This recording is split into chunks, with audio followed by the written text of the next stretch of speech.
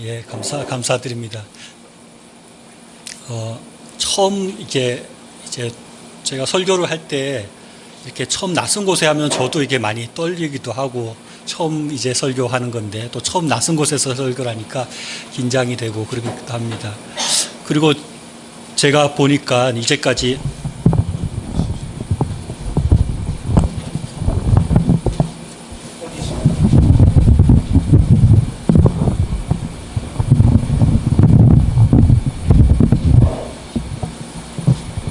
예, 이제까지 설교하신 분들이 아주 국내에서 다 알만하신, 쟁쟁하신 분들이 다 설교를 하셔서 또 그런 설교의 자리에 제가 쓴다는 것 자체도 또 긴장이 많이 되고 또 저는 맘만 노력해도 그렇게 못하는데 싶기도 하고 여러 가지 이렇게 생각들이 많이 듭니다.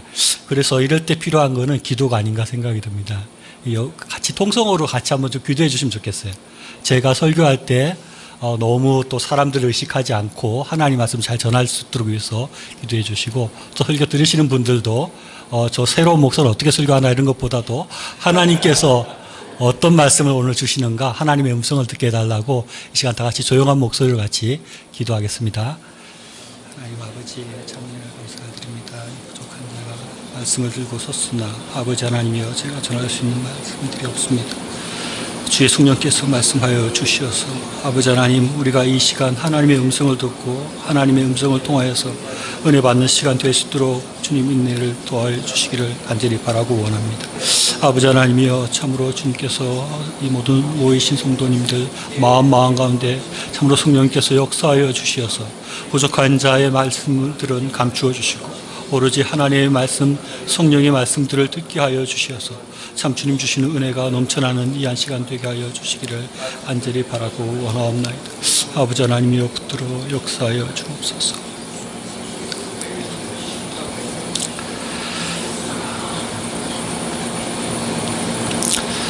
하나님 아버지 부족한 자가 이곳에 서서 하나님 말씀 증거하려고 합니다. 주의 성령께서 붙들어 주시어서 하나님 말씀 잘 증거하게 하여 주시고 듣는 모든 분들에게 성령께서 역사하여 주시어서 부족한 자의 말이 아니라 하나님의 음성을 듣고 은혜 받고 하나님 앞에 나아가는 이 시간 되게 도와주옵소서. 예수님의 이름으로 기도드렸습니다. 아멘. 예. 저는 이제 기회가 있을 때마다 설교할 때마다 마태복음을 설교하려고 합니다. 마태복음 본격적으로 설교하기 전에 제가 성경을 어떻게 보고 또 어떻게 설교할지에 대해서 개략적인 말씀을 먼저 드리고 싶습니다. 두 가지를 중점적으로 저는 좀 중시해서 하려고 하는데요. 그 첫째는 성경을 좀 넓게 보려고 합니다. 어떤 설교자들은 단어 하나하나를 이렇게 파헤치면서 설교하는 분들도 있는데 물론 그런 것들도 중요하지만 성경을 이렇게 넓게 보고 전체적으로 무엇을 말하려고 하는가를 파악하는 것이 어떤 때는 더 중요하고 꼭 필요한 일이 아닌가 생각이 듭니다. 어떤 요즘 말로 이렇게 썸을 탄다 그러죠. 어떤 남자 여자 친구인지 애인인지 둘이 애매한 관계에 있는 사람이 있었는데 여자가 남자에게 메일을 보냈습니다. 메일에 보니까 뭐라고 되어 있냐니까 멍청아 내 마음을 그렇게도 몰라 미워 죽겠어. 너의 얼굴이 떠올라 괴로워 죽겠어 라고 이렇게 써 있었다는 겁니다. 그런데 이 남자가 진짜 좀 멍청했는지 해석을 하기를 아니 나보고 멍청이라고? 내가 미워 죽겠다고? 나보고 나 때문에 괴로워 죽겠다고? 그럼 내가 너를 떠나줄게 하고 이렇게 떠났다면 이 얼마나 이게 잘못된 해석이겠습니까?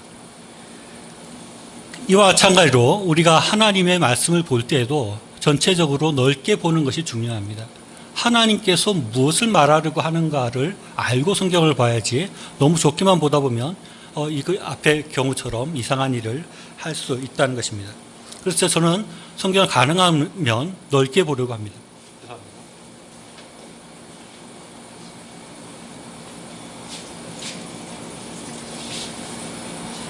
가능하면 넓게 보려고 하고 또 한 가지 중요하게 생각하는 것은 성령의 의도를 생각하면서 성경을 보려고 합니다. 마태복음은 마태가 쓴 성경이라고 그렇게 마태복음이라고 되어 있잖아요. 그래서 마태의 기억과 마태의 생각들이 마태복음에 들어 있습니다. 그런데 마태복음은 단순히 마태가 쓴 것이 아니죠. 우리가 알다시피 이 마태복음은 성령의 감동으로 쓰여진 것입니다. 그래서 실제로 마태복음의 실제 저자는 성령님이라고 할 수 있습니다.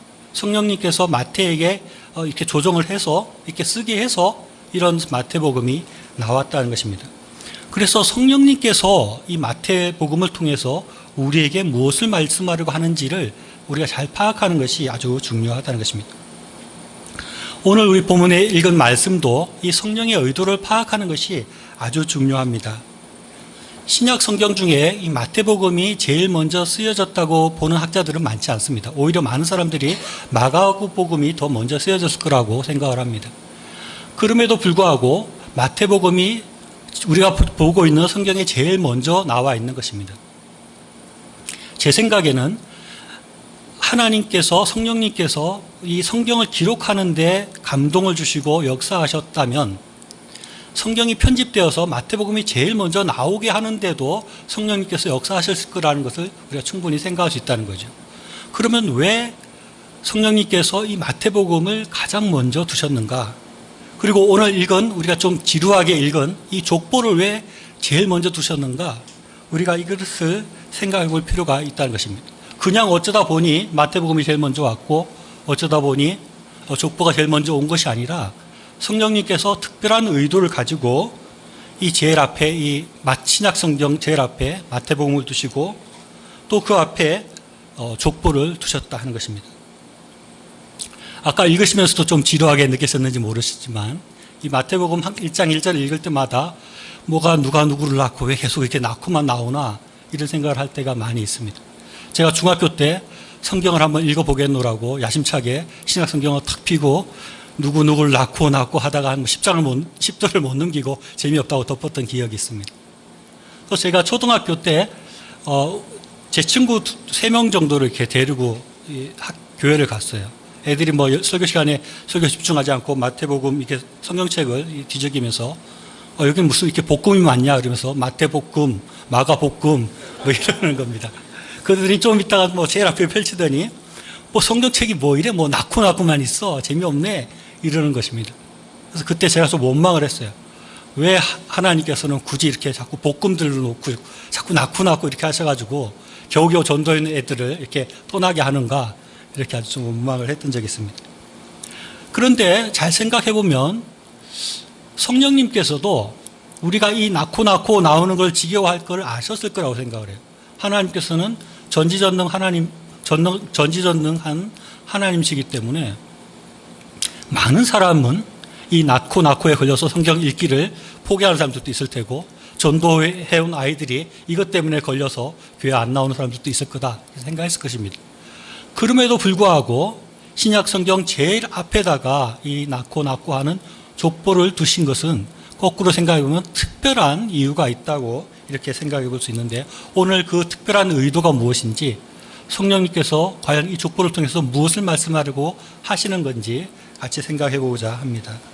첫째는 예수 그리스도의 계보다 하는 것을 말씀하기 위한 것이다 하는 것입니다.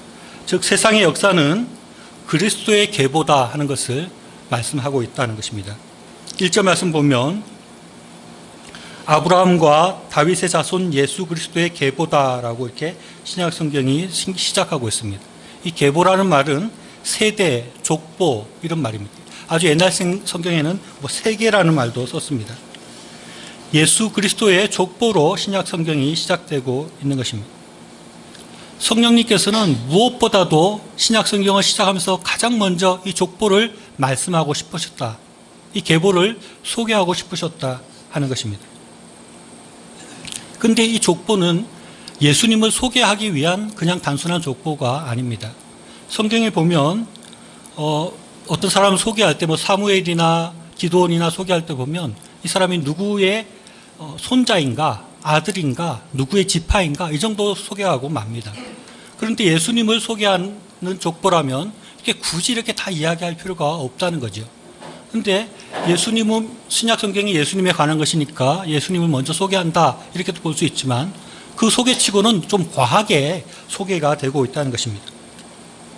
그리고 이 마태복음뿐만 아니라 누가복음에도 족보가 나오는데 누가복음에는 이 마태복음에는 아브라함으로부터 시작되거든요. 뭐 이스라엘 백성은 다 아브라함 족속인데 아브라함부터 굳이 이야기를 하고 있고, 누가복음을 보면 아담부터 그 이상은 하나님이시다 그러면서 하나님에서부터 족보를 쭉 이야기를 하고 있다는 것입니다.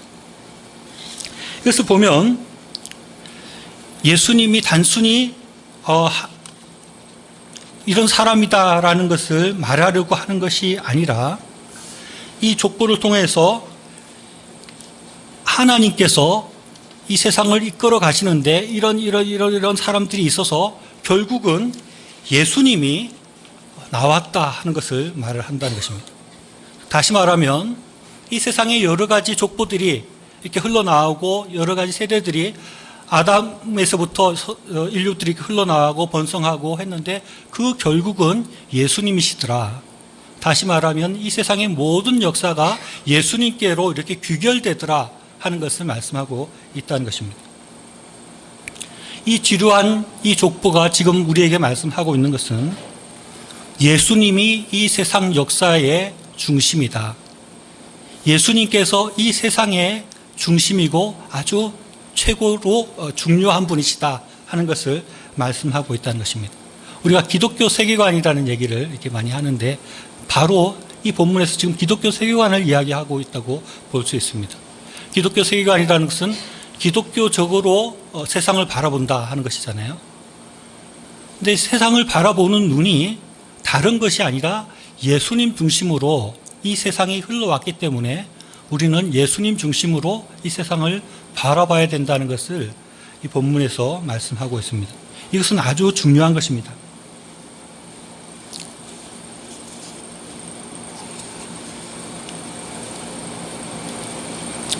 세상에 여러 가지 사건들이 있고 역사들이 있습니다. 그런데 그 모든 일들이 일어나는 일들이 예수님께 초점이 맞춰져 있다 하는 것을 이 족보에서 말씀하고 있거든요. 예수님의 구속 사역, 예수님께서 이 땅에 오셔서 우리를 구원하셨다 하는 것이 이 세상의 역사의 핵심이고 이 세상의 역사는 그것에 따라서 흘러가고 있다는 것입니다. 요셉이 애굽의 장관이 되었습니다. 그런데 그것이 단순히 요셉이 똑똑해서 애굽의 장관이 되었다 이렇게 볼 수 있지만 그것이 아니라 이 요셉이 이스라엘 백성, 즉 예수님을 탄생시켜야 될 그 민족을 보호하기 위해서 애굽의 장관이 된 것입니다. 그냥 단순하게 그렇게 역사가 흘러가는 것이 아니라 애굽의 장관의 그 유대 사람인 요셉이 되는 것은 다 이유가 있었다는 것입니다. 또 모세가 성경에 나오는 여러 가지 사건들 중에 모세가 출애굽할 때 10가지 재앙이 있는데 마지막 재앙이 이제 출애굽 6월절 사건이죠. 어린 양의 피를 문설주에 바른 그 집은 죽음의 영이 넘어가는 것입니다. 그것은 바로 예수님을 상징합니다. 어린 양의 피가 예수님을 상징하고 예수님을 붙은 사람은 죽지 않고 구원을 받는다는 것을 말씀하는 것입니다. 이렇게 성경에 나오는 모든 역사와 일들이 예수님을 예표하고 있습니다. 또 광야에서 이스라엘 백성들이 범죄했을 때 불뱀에 물려서 죽을 때 놋뱀을 들고 놋뱀을 보는 사람들이 다 구원을 받습니다. 그건 역시 예수님께서 십자가에 달리는 것을 상징하고 있는 것입니다. 그 마찬가지로 성경에 일어나는 많은 일들이 대부분은 예수님과 연관이 있고 거의 모든 것들은 예수님을 상징하는 것들이 들어있는 것입니다. 그래서 이 구약에 나오는 모든 역사들 또 더 나아가서 세상에서 벌어지는 모든 일들이 예수님의 구속과 연관이 있다는 것입니다. 사람들은 역사를 여러 가지로 이제 해석을 합니다. 어떤 사람들은 먹고 사는 문제에 의해서 역사가 좌지우지 되었다. 먹고 살기 위해서 싸움이 일어나고 국가 간의 전쟁이 일어났지 않느냐 이렇게 하면서 먹고 사는 것이 역사의 핵심이다라고 말을 합니다. 또 어떤 사람은 권력과 지위가 역사를 이끌어왔다고 이야기를 합니다. 더 많은 권력을 얻기 위해서 왕들이 전쟁을 일으켜서 그 전쟁의 역사가 있지 않느냐. 또 노예고 평민들은 자기 더 권익을 높이기 위해서 시민혁명을 일으키기도 하고 공산주의 혁명을 일으키기도 했기 때문에 이 권력 또 지위 이런 것이 역사를 형성했다라고 말을 하기도 합니다. 또 어떤 사람들은 역사의 뒷면을 보면 항상 여자가 있더라. 그래서 여자가 역사를 이끌어왔다. 이렇게 이야기를 합니다. 여기 계신 여성분들에게는 죄송한 얘기지만 결코 그렇지 않습니다. 여성이 역사를 이끌어오지도 않았고 권력이 역사를 이끌어오지도 않았습니다. 돈이 역사를 이끌어오지도 않았습니다. 역사를 이끌어가는 것은 예수님이시고 예수님의 구속의 역사가 이 세상의 역사라는 것입니다. 성령님은 이 딱딱한 족보를 통해서 지금 이것을 우리에게 강력하게 말씀하기를 원한다는 것입니다. 그래서 우리가 적용해야 될 것은 우리는 이 세상을 바라볼 때 돈의 눈으로 볼 것이 아니라 권력의 눈으로 볼 것이 아니라 세상의 어떤 물질로 이 세상을 해석하려고 할 것이 아니라 예수님을 통해서 세상을 바라볼 수 있어야 된다는 것입니다. 예수님의 구속의 역사를 통해서 세상을 바라볼 수 있어야 하는 것입니다. 이것이 지금 오늘 본문이 우리에게 주는 메시지입니다. 구약 성경에서 제일 먼저 하고 있는 말씀이 무엇입니까? 하나님께서 이 세상을 창조했다는 것이죠. 다른 것이 창조한 것이 아니라 빅뱅이나 원숭이가 아니라 하나님께서 이 세상을 창조했다는 것이 구약 성경이 가장 먼저 하고 있는 말씀입니다. 신약 성경에서 가장 먼저 말씀하고 있는 것은 이 세상은 예수님에 의해서 끌려간다. 예수님의 구속의 역사가 이 세상의 역사다 하는 것을 말씀하고 있는 것입니다. 우리는 이 말씀 앞에 우리는 엄중하게 반응해야 됩니다. 세상을 바라볼 때 예수님을 통해서 바라보는 눈을 가져야 됩니다. 이 세상을 해석할 때 모든 것을 구속의 눈으로 바라보고 해석할 수 있어야 됩니다. 나의 삶의 신앙의 중심이 예수님으로부터 집중되어지고 예수님에 근거하고 내가 살아가는 방식이 예수님의 구원에 근거해서 그렇게 살아갈 수 있어야 하는 것입니다. 우리에게 이러한 신앙이 있기를 바랍니다. 둘째로 성령께서 말씀하시고자 하는 것은 그리스도 예수의 계보에 우리가 참여해야 한다는 것입니다. 즉 앞으로도 이 역사가 흘러가게 될 것인데 우리 모든 평범한 사람들의 참여로 이 구속의 역사가 증거될 것이라는 것을 오늘 본문이 말씀하고 있습니다. 예수님을 이 땅에 오게 한 혈통을 살펴보면 아주 다양한 사람들이 들어있다는 것을 알 수 있습니다. 예수님의 혈통이 다윗의 혈통이니까 왕들이 많이 있습니다. 그런데 히스기야나 다윗왕 같은 훌륭한 왕만 있는 것이 아니라 문하사회 같은 악한 왕들이 오히려 더 많이 있습니다. 또 왕만 있는 것이 아니라 오늘 성경을 읽으면서 아시겠지만 처음 들어보는 이름들이 굉장히 많이 있는 것입니다. 성경은 아주 강력하게 우리에게 말씀하고 있습니다. 예수님의 이 계보는 훌륭한 사람들, 왕에 의해서 진행된 것이 아니라 우리같이 평범한 사람들에 의해서 예수님의 계보가 흘러져 왔다. 이 세상의 역사가 아주 평범한 사람들이 만들어 왔다. 앞으로의 역사도 우리 평범한 사람들이 그것을 만들어 갈 것이라는 것을 강력하게 말씀하고 있다는 것입니다. 2절, 3절 말씀을 다시 한번 보겠습니다.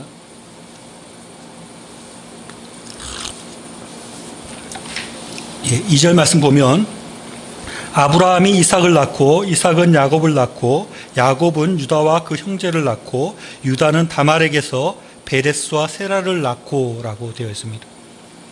이거 보면서 좀 이상한 점 느끼지 못했습니까?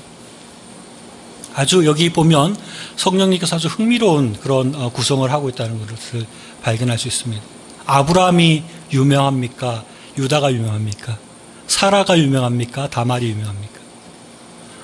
아브라함의 아내인 사라가 훨씬 성경적으로 비중이 있는 인물임에도 불구하고 아브라함과 사라가 누굴 낳았다 그러지 않았는데 다말이 굳이 언급되고 있습니다. 다말은 유다의 부인도 아니고 며느리였습니다.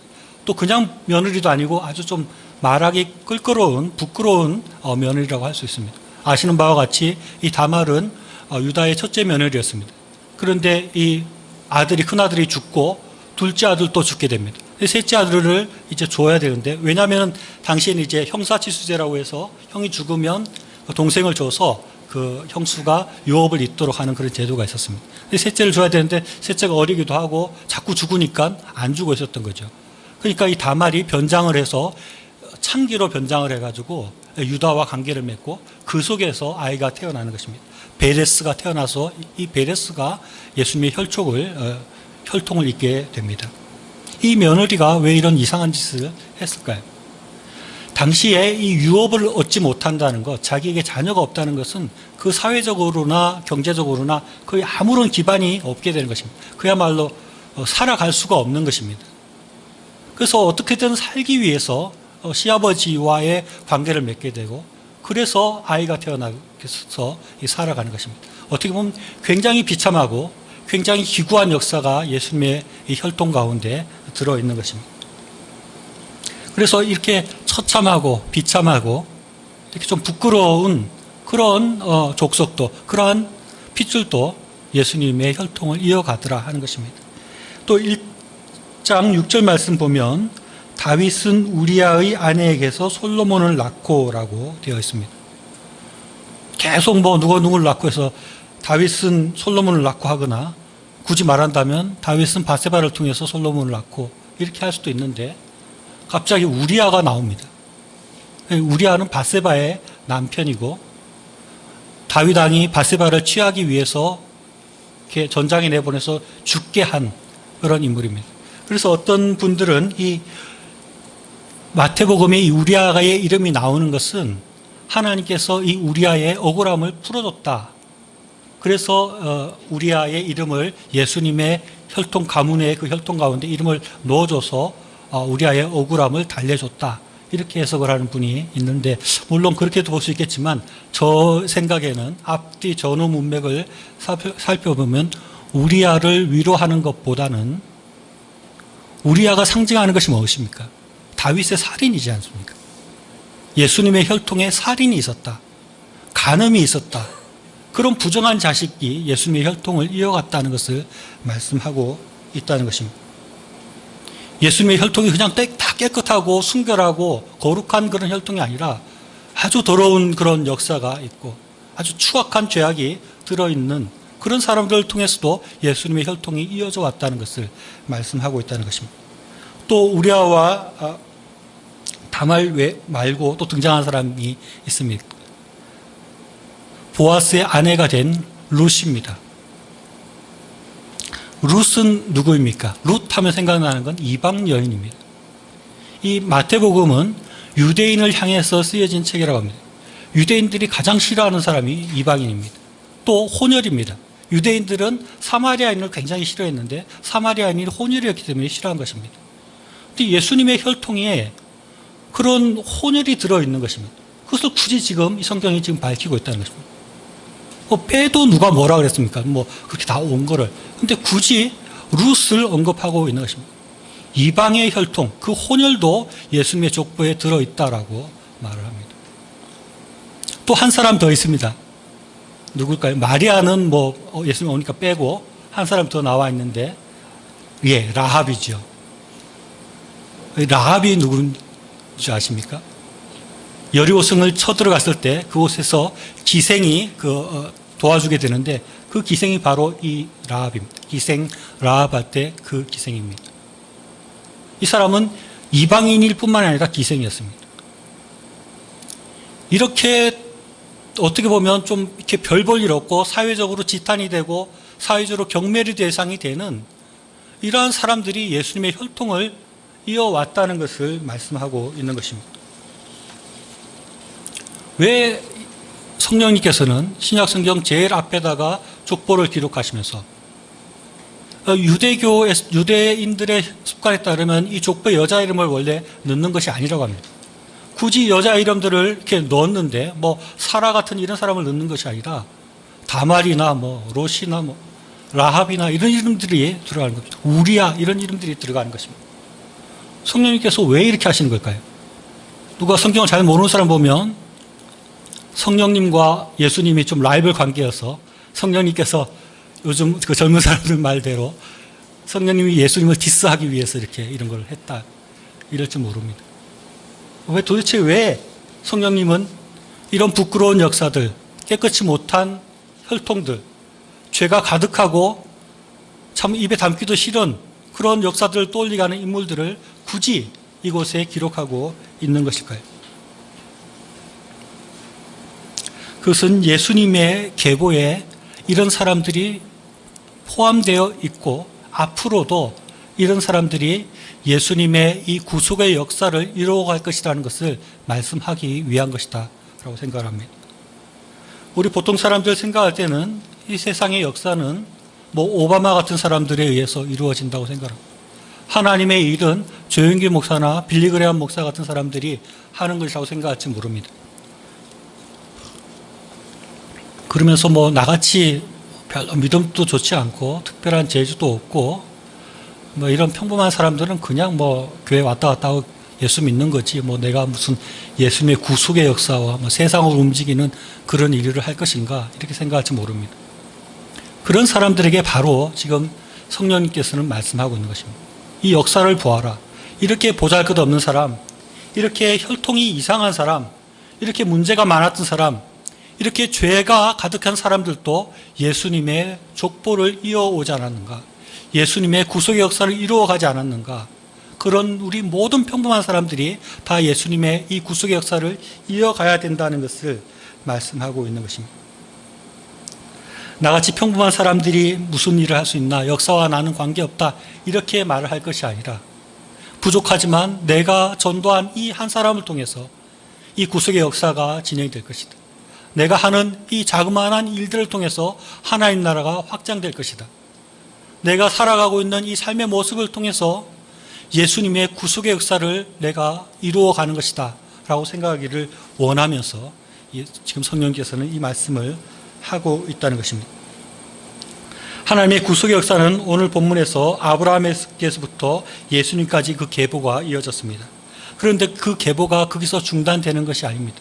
신약 성경을 자세히 보면 이 계보가 계속해서 이어져 간다는 것을 보게 됩니다. 베드로나 바울과 같은 사람들이 계속해서 이 구원의 사역들을 하고 있습니다. 그런데 베드로나 바울과 같은 대사도들만 예수님의 일을 하는 것이 아니라 귀신을 7이나 가지고 있었던 막달라 마리아를 통해서 또 남편이 5이나 되었던 사마리아의 우물가 여인을 통해서 또 특별할 것이 없었던 구레네 시몬을 통해서 또 노예였던 오네시모를 통해서 하나님의 구속의 역사가 이어져 가는 것입니다. 그 뒤에 누가 이 구속의 역사를 이어가겠습니까? 우리 모두가 이 구속의 역사를 이어져 가는 것입니다. 잘났던 못났던 좋은 가문이든 나쁜 가문이든 죄가 없이 깨끗하든 죄가 많은 사람이건 아주 암울한 과거를 가졌던 누구든지 예수님의 구속의 역사를 이어갈 수 있다는 것입니다. 평범하다 못해 좀 부족하다 할지라도 우리를 통해서도 이 구속의 역사가 진행되어야 된다는 것을 성령님은 말씀하고 있는 것입니다. 성령께서는 예수님의 계보에 우리 모두가 포함될 자격이 있다고 말합니다. 아니 모두 포함되어야 된다고 말을 하는 것입니다.